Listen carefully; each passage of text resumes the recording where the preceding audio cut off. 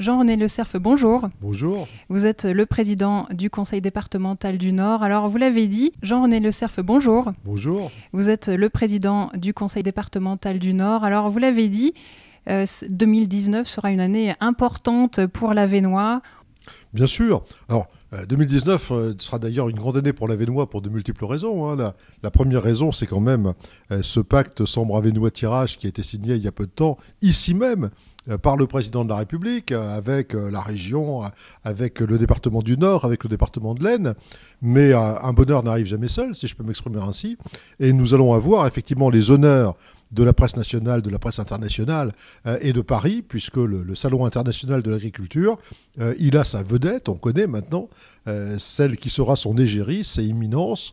Imminence, c'est une bleue du Nord, donc une race qui a failli disparaître, une race qui a été sauvée par la volonté, et par l'acharnement, la détermination d'un certain nombre d'éleveurs. Et c'est donc cette race très, très célèbre dans l'Avesnois qui fera parler d'elle et qui sera l'interprète, l'avant-garde de tout le monde de l'élevage en France dans quelques semaines maintenant au Salon de l'Agriculture, et on sera tous fiers d'être présents à ses côtés. Et c'est un grand plaisir pour moi d'avoir pu saluer les responsables de l'exploitation à laquelle elle appartient. Et puis je la rencontrerai, je suis un peu ému parce que je vais la rencontrer cet après-midi pour la première fois. Alors c'est la deuxième égérie d'un salon d'agriculture issu du Nord que je rencontre, puisque il y a quelques années c'était Filouze qui était une race flamande. Eh bien vous voyez, c'est le nord du département qui était représenté il y a quelques années. Aujourd'hui c'est le sud du département, mais ça prouve la performance tout à fait exceptionnelle des éleveurs de ce beau département du Nord. Comment valoriser les richesses, la diversité de l'agriculture dans le Nord en encourageant le circuit court, l'approvisionnement local, notamment dans la restauration collective? Bien sûr, mais le département doit être très humble sur ce point, puisque le premier merci qu'il faut dire, c'est à tous les agriculteurs et à tous les éleveurs. C'est un métier qui n'est pas facile, c'est un métier qu'ils assument effectivement avec passion et parfois au prix de nombreux sacrifices. Mais c'est intéressant de voir, comme nous le disait d'ailleurs le propriétaire d'Imminence, que la succession est assurée, que ses enfants se destinent également au métier de l'agriculture. Alors bien sûr, le département, il est très attaché et au monde de l'agriculture et au monde de la ruralité, qui est plus large encore que le monde de l'agriculture. Et dans ses responsabilités, il estime qu'il a le devoir d'offrir des débouchés, d'offrir des responsabilités au monde de l'agriculture qui parfois a besoin de compléter en quelque sorte ses possibilités pour pouvoir vivre convenablement de son métier. Donc la première idée qui est venue, et c'est mon vice-président Patrick Valois qui a développé ce projet, c'est effectivement l'approvisionnement local. Vous savez, le département, ça représente à lui seul à peu près 130 000 repas servis tous les jours dans ses collèges, dans ses maisons de retraite, dans ses maisons pour personnes vivant avec un handicap.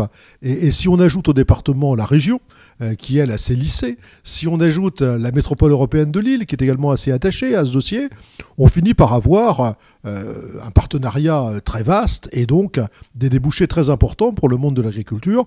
Donc c'est une de nos responsabilités. Et puis, une responsabilité où, en faisant plaisir aux agriculteurs, on se fait plaisir à nous-mêmes, puisque ça permet de développer la qualité de la restauration, ça permet de développer l'apprentissage également de la restauration dans les collèges, et tout cela, c'est très très bien, effectivement, pour le département du Nord et pour ses habitants.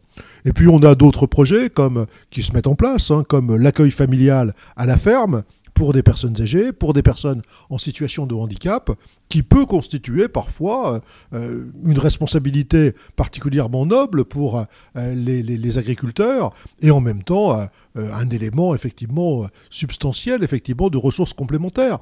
Vous avez toute une série de personnes qui ne souhaitent pas être arrachées à leur lieu de vie pour aller dans des EHPAD et qui seront beaucoup plus heureux aux côtés effectivement d'agriculteurs. Nous avons aussi une politique qui consiste à transformer d'anciens habitats agricoles en lieux de vie, en logement pour des personnes qui souhaitent effectivement retrouver au sein de la ruralité une qualité de vie qu'ils estiment avoir perdue ailleurs. Cela, ça fait partie effectivement de nos responsabilités, de la même manière que l'on essaye avec des groupements d'employeurs de développer l'emploi agricole. Vous savez, des personnes qui élèvent des animaux, des personnes qui vivent notamment avec la production de lait. C'est des personnes pour lesquelles il est extrêmement difficile de prendre des jours de repos, des jours de congé, de tomber enceinte, de tomber malade parfois. Eh bien, il faut aussi qu'il y ait des relais qui soient pris. Par l'intermédiaire de ces groupements d'employeurs, on essaye aussi de former des gens à l'agriculture et puis de permettre aux agriculteurs de mener des vies un peu plus normales. Vous savez, quand je suis arrivé au département, il a fallu que je mette en place les 35 heures. Quand je raconte ça aux agriculteurs, les 35 heures, ils ne savent pas ce que c'est.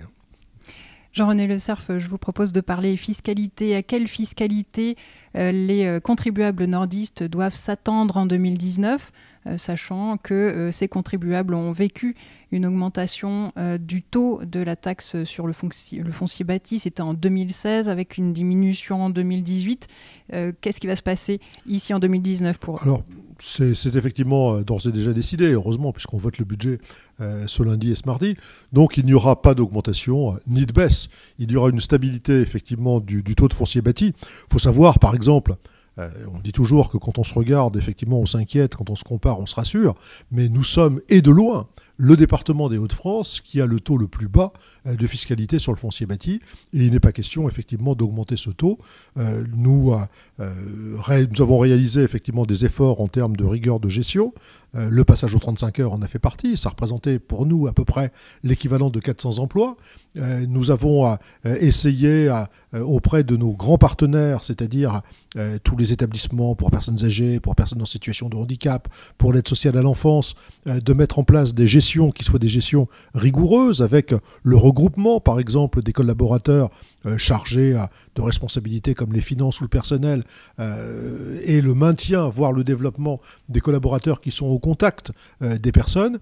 Aujourd'hui, le département est sorti de la zone rouge où il était en 2015. Aujourd'hui, il peut à nouveau innover, il peut à nouveau assurer la solidarité territoriale, par exemple, c'est-à-dire les subventions aux communes, les subventions aux intercommunalités pour améliorer le cadre de vie, la qualité de ce cadre de vie pour leurs habitants.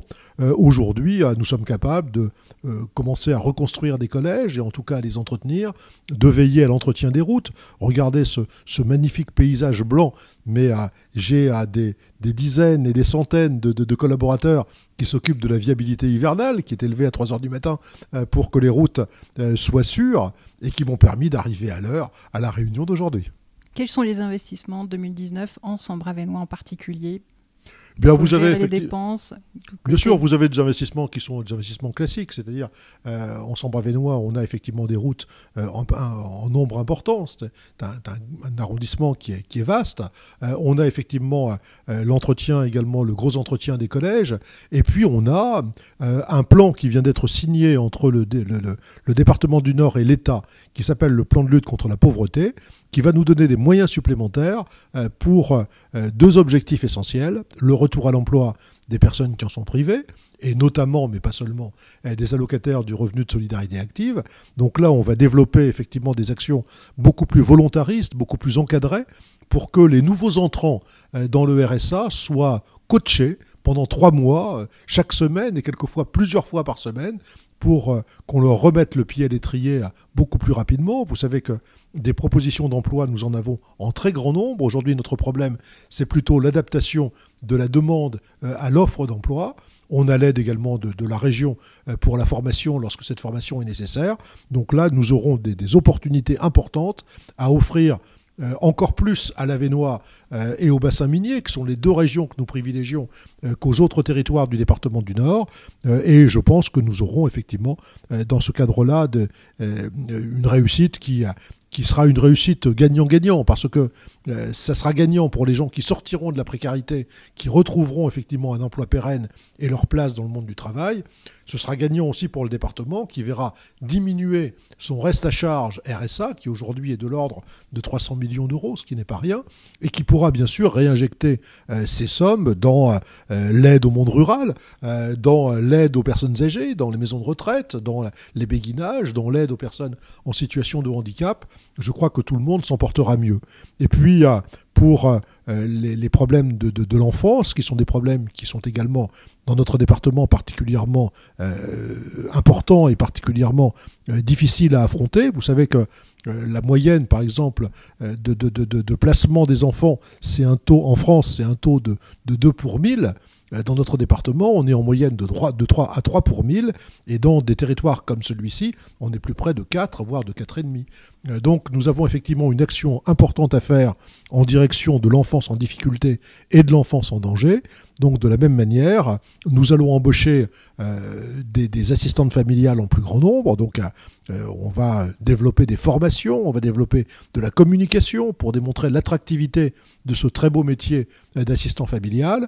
On va développer également des équipes mobiles qui vont se charger de prendre en charge les cas les plus difficiles, donc des enfants qui souffrent effectivement soit de problèmes de santé somatique, soit de problèmes psychologiques, et qui ont besoin donc d'un accompagnement beaucoup plus important, en partenariat avec l'ARS, l'autorité régionale de santé, avec des fonds qui seront pour moitié des fonds départementaux, pour moitié des fonds d'État.